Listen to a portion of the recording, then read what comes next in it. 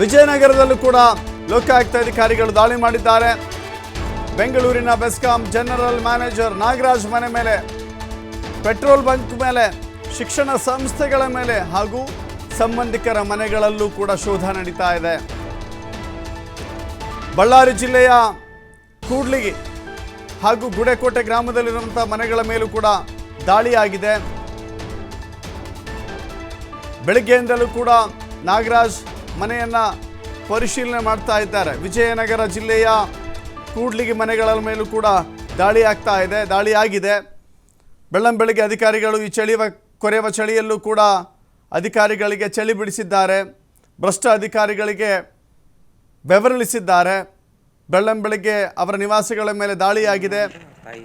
ಅವರು ಹೊಸದಾಗಿ ಕಟ್ಟಿಸಿಕೊಂಡಿರುವಂಥ ಮನೆ ಹಾಗೂ ಅವರ ಗ್ರಾಮದಲ್ಲಿರುವಂಥ ಹಳೆ ಮನೆಗಳ ಮೇಲೂ ಕೂಡ ದಾಳಿಯಾಗಿ ಪರಿಶೀಲನೆಯನ್ನು ಮಾಡ್ತಾ ಇದ್ದಾರೆ. ಕಡತಗಳನ್ನು ಶೋಧಿಸ್ತಾ ಇದ್ದಾರೆ. ಎಷ್ಟು ಆಸ್ತಿ ಇದೆ, ಸ್ಥಿರಾಸ್ತಿ ಎಷ್ಟು, ಚರಾಸ್ತಿ ಎಷ್ಟು, ಚಿನ್ನಾಭರಣ ಏನು, ಎಲ್ಲೆಲ್ಲಿ ಇನ್ವೆಸ್ಟ್ ಮಾಡಿದ್ದಾರೆ, ಹೀಗೆ ಎಲ್ಲದರ ಕುರಿತಾಗಿಯೂ ಕೂಡ ಲೋಕಾಯುಕ್ತ ಅಧಿಕಾರಿಗಳು ಮಾಹಿತಿಯನ್ನು ಸಂಗ್ರಹ ಮಾಡ್ತಾ ಇದ್ದಾರೆ. 2 ಕಡೆಗಳಲ್ಲಿ ದಾಳಿಯಾಗಿದೆ. ಬೆಂಗಳೂರು BBMPಯ ಅಧಿಕಾರಿ ಮಂಜೇಶ್, ಇನ್ನೊಬ್ಬ ಬೆಸ್ಕಾಂ ಜನರಲ್ ಮ್ಯಾನೇಜರ್ ನಾಗರಾಜ್, ಇಬ್ಬರ ಅಧಿಕಾರಿಗಳ ಮನೆ ಮೇಲೆ, ಅವರ ಸಂಬಂಧಿಕರ ನಿವಾಸಗಳ ಮೇಲೆ, ಅವರಿಗೆ ಸಂಬಂಧಪಟ್ಟಂಥ ಕಚೇರಿಗಳ ಮೇಲೂ ಕೂಡ ದಾಳಿಯಾಗಿದೆ.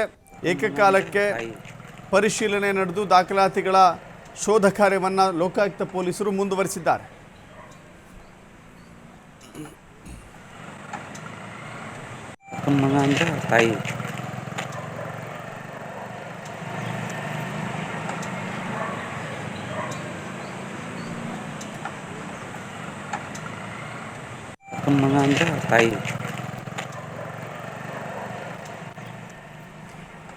ಎಸೆದು ವಿಜಯನಗರ ಹಾಗೂ ಮಂಡ್ಯದಲ್ಲಿ ನಡೆದಿರುವಂಥ ಲೋಕಾಯುಕ್ತ ದಾಳಿ.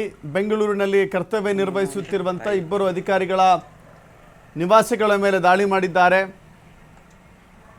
ಆದಾಯ ಮೀರಿ ಅಕ್ರಮವಾಗಿ ಆಸ್ತಿ ಗಳಿಕೆ ಮಾಡಿರುವಂಥ ಆರೋಪ ಈ ಇಬ್ಬರು ಅಧಿಕಾರಿಗಳ ಮೇಲಿದೆ.